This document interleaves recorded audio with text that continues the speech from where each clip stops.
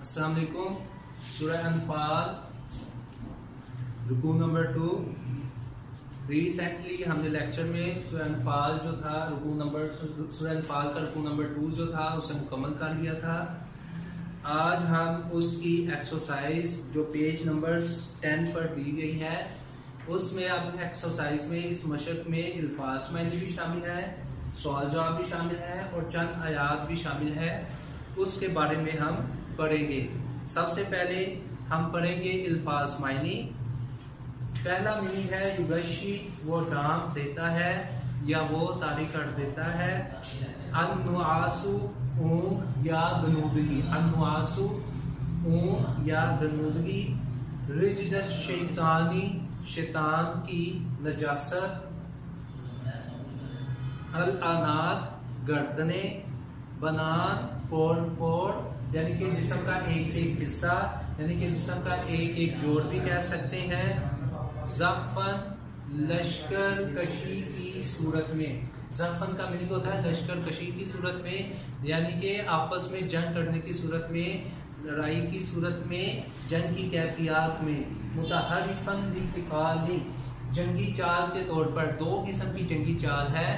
ایک تو یہ ہے کہ کنارے کنارے چلنا، یعنی کہ تدبیر کے ساتھ آگے پیچھے ہو کے یا اوپر نیچے پہاڑوں کے پیچھے چھپ کے، جو میں نے آپ کو رکوع کے اندر ہی ڈیفائن کر دی تھی ویسے جنگ کرنا. ایک جنگی چال یہ ہوتی ہے کہ بہت آگے جا کے اگر آپ اپنے گروہ سے پیچھے ہٹ کے ہیں تو آپ پیچھے ہٹ کے یعنی کہ بھاگ سکتے ہیں، یعنی کہ چال کے طور پر اپنے گروہ سے دوبارہ مل سکتے ہیں.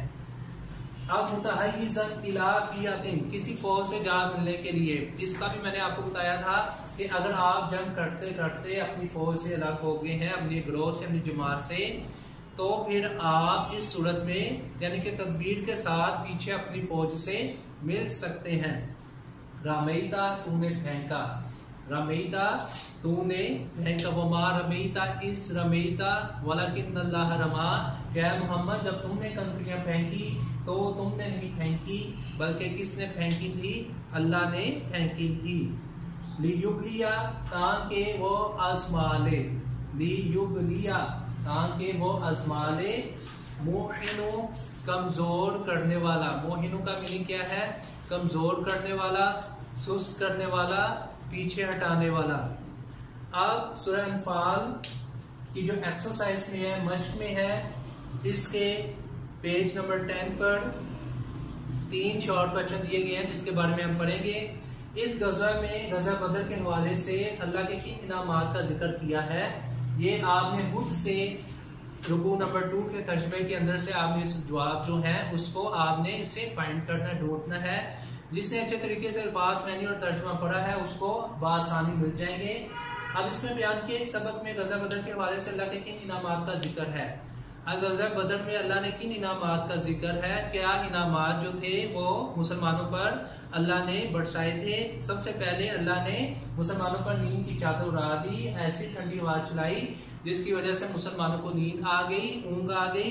اور پھر اللہ نے کیا کیا؟ دوسرا انعام یہ تھا آسمان سے مینا برسایا جس سے نہا کر مسلمان جو تھے شیطانی نجاست، ان سے شیطان کی جو پلیدگی تھی وہ مسلمانوں سے دور ہو گئی.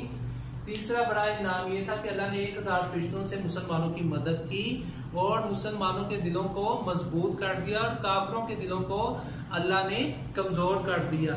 ان چند انعامات کا ذکر جو ہے وہ سورہ انفال میں کیا گیا ہے، جو آپ رکوع کے اندر سے سوال اگر ڈھونڈیں گے تو آپ کو مل جائے گا. اب دوسرا شارٹ کوسچن کیا ہے؟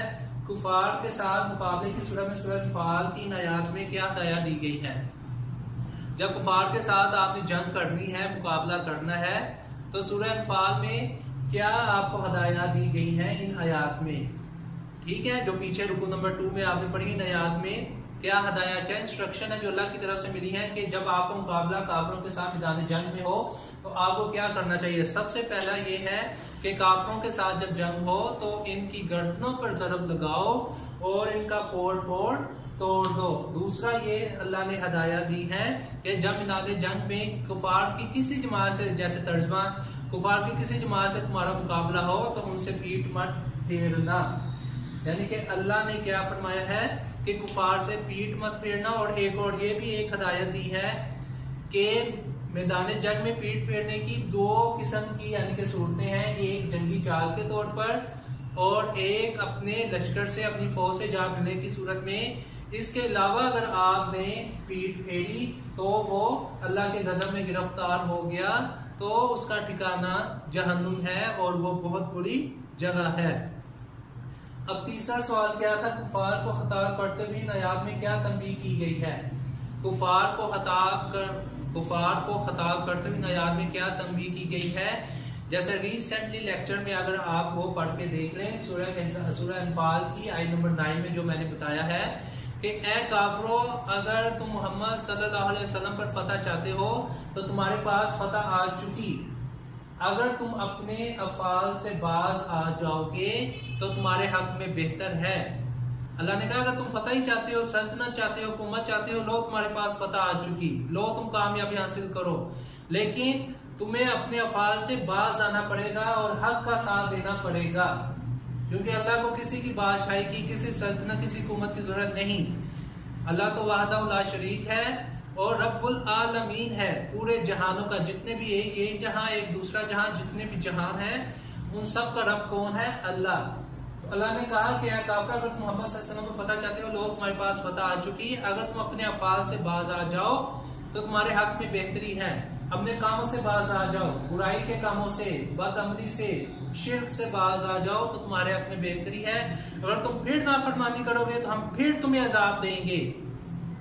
اللہ نے فرمایا اگر پھر تم یعنی کہ نافرمانی، پھر یعنی کہ شرک کرو گے، نبی کے احکامات، اللہ کے احکامات، اسلام کے احکامات نہیں مانو گے تو ہم پھر تمہیں عذاب دیں گے، اور تمہاری جماعت وہ کتنی ہی کثیر کیوں نہ ہو تمہارے کسی کام نہ آئے گی، اور بے شک خدا مومنوں کے ساتھ ہے۔ اب اس کی آیات کے بارے میں ہم پڑھیں گے